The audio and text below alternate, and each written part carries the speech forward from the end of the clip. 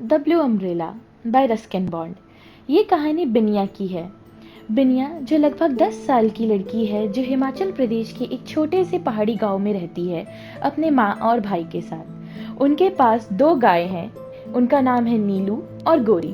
बिनिया अक्सर उन्हें चराने के लिए पहाड़ों में घुमाती थी। उसे बहुत मज़ा आता था हवाओं से बातें करने में, घूमने में, फिरने में। एक दिन जब वो यही कर रही थी, उसकी नज़र कुछ शहरी पिकनिकर्स में पड़ी, जिन लोग वहाँ पे पिकनिक मना रहे थे। उसको कुछ ऐसा आकर्षक नहीं लगा। तभी अचानक उसकी नज़र एक नीली छतरी पर पड़ी। वो नीली छतरी इतनी खूबसूरत थी, ना जाने बिनिया के पैर अपने आप उसकी ओर बढ़ने लगे। वो जो लोग वहाँ पिकनिक मना रहे थे, उनके सामने आके रुक गई, उस छतरी को निहारने लगी।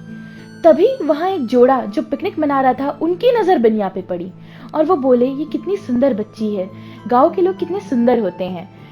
बिनिया कुछ नहीं बोली, सिर्फ छतरी को निहारते रही। तभी उस जोड़े में से पत्नी ने बोला और बिनिया के गले को देखते हुए अपने पति को कहा, वो कितना सुंदर लॉकेट है, लगता है बाघ का है, बाघ के नाखून का है, मुझे चाहिए। पति बोला, रुको मैं बात करता हूँ। वो बिनिया के पास गया और बोला, ये लो 10 रुपए और ये लॉकेट मुझे दे दो।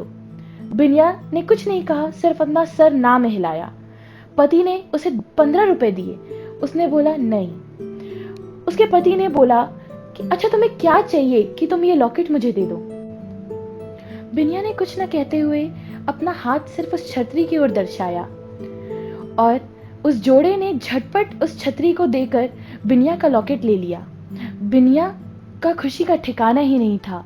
वो कूद रही थी, वो नाच रही थी। वो दौड़ते दौड़ते अपने घर की ओर गई, अपनी माँ को, भाई को, सबको उस छतरी को दिखाया। वो इतनी खुश थी, उसने बोला कि माँ, आज मैं बहुत खुश हूँ। वो लॉकेट तो गया, पर ये छतरी मुझे इतनी खुशी दे रही है। उसकी माँ ने कुछ ना कहते हुए सिर्फ अपना सर मुस्कुराते हुए हिलाया।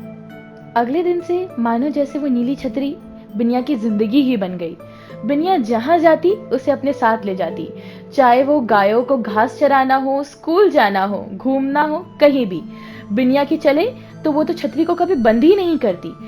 यहाँ तक तो वो अपने घर में भी उस छतरी को खुला रखती। इससे तो उसका भाई बिज्जू भी परेशान हो गया था।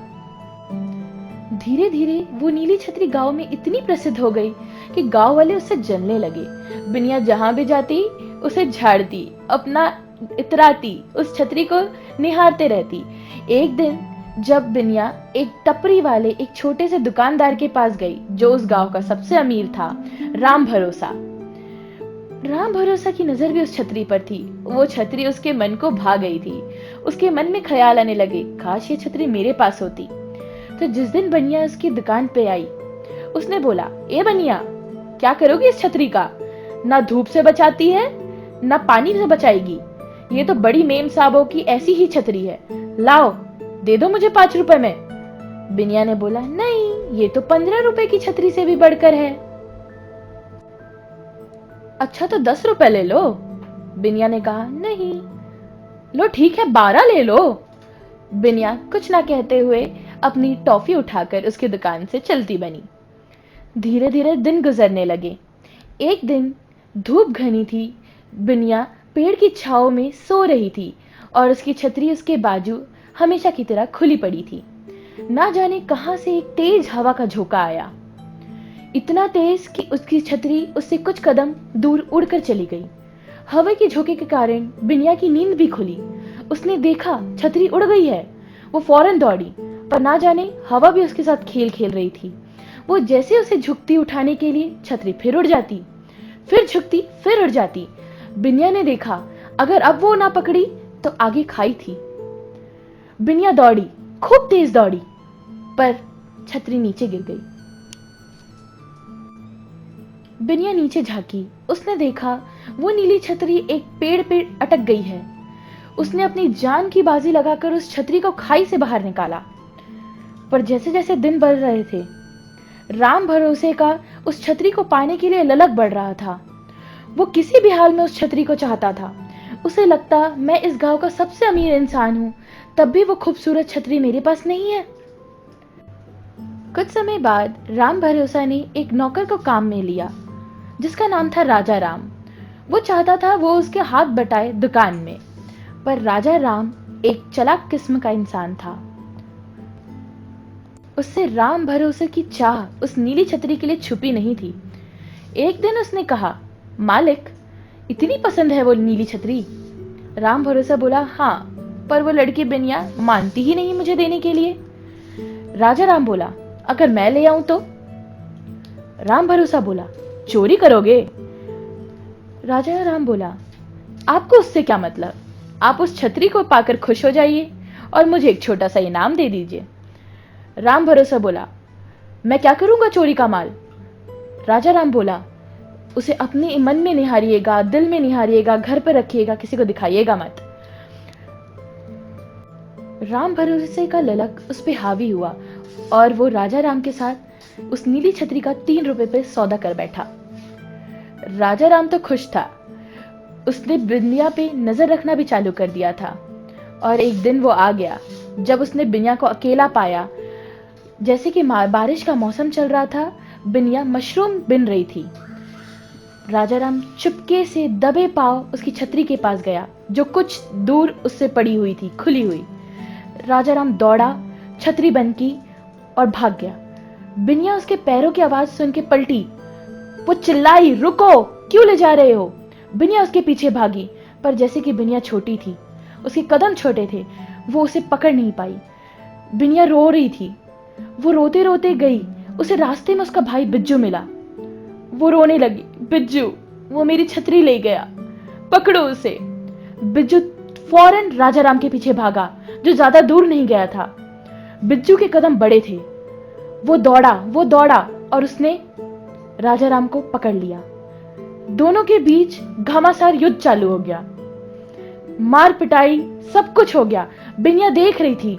छतरी एक कोंटे पे पड़ी है और पानी पे बहरने लगी। बिनिया दौड़ी और छतरी को पकड़ लिया। इधर बिज्जू और राजा राम लड़ी रहे थे। बिज्जू आखिरकार जीता और उसने बोला, क्यों कर रहे थे चोरी? राजा राम ने होशियारी से बोल दिया, राम भरोसा ने भेजा है मुझे, उसका नौकर हूं। अगर चुराता नहीं तो काम से निकाल देता।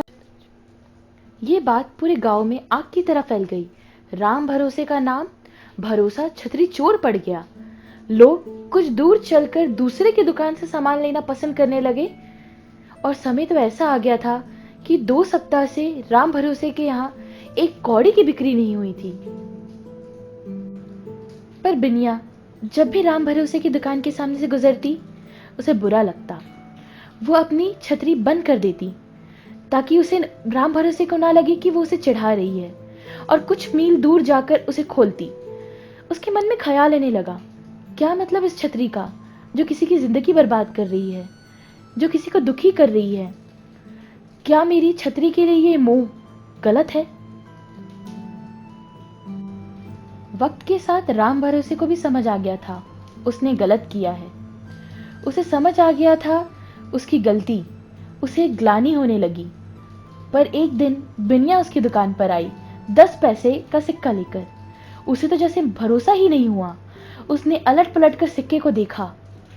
बिनिया हंसी और मुस्कुराकर कहा, टॉफी चाहिए।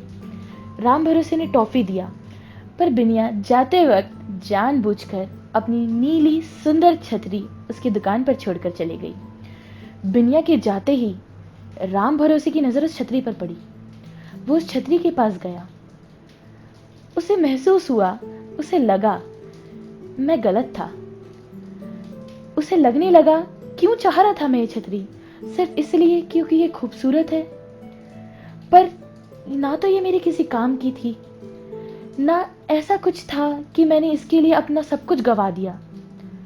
वो दौड़ा, वो बिनिया को चिल्लाया, बिनिया, बिनिया रुको। बिनिया पलटी। उसने बोला, क्या हुआ? बोला, तुम अपनी छतरी भूल गई हो। बिनिया मुस्कुराई और धीरे से कहा, वो तुम्हारे लिए है। राम भरोसा बोला, नहीं, ये तुम्हारी है। बिनिया ने कहा, हाँ, वो मेरी थी, मुझे पसंद थी, पर वो छतरी सब कुछ नहीं है मेरे लिए। अब वो तुम्हारी है। ये कहकर बिनिया चली। उस दिन के बाद से गांव वाले राम भरोसे की दुकान पर फिर से आने जाने लगे और वो नीली प्यारी सी छतरी मानो अब जैसे सारे गांव वालों की थी। राम भरोसे ने उसे अपनी दुकान के बाहर टांग दिया था और वो छतरी अब सबके लिए थी, जो चाहे उसे इस्तेमाल करता और वापस उसी जगह पे लाके रख देता। एक रात राम भरोसे की दुकान पर एक जंगली भालू खाने की तलाश पर आया और सुबह राम भरोसे ने पाया कि उस जंगली भालू का नाखून वहां पड़ा हुआ है, टूटकर। राम भरोसे को पता था जंगली भालू का नाखून बाघ के नाखून से भी लकी होता है।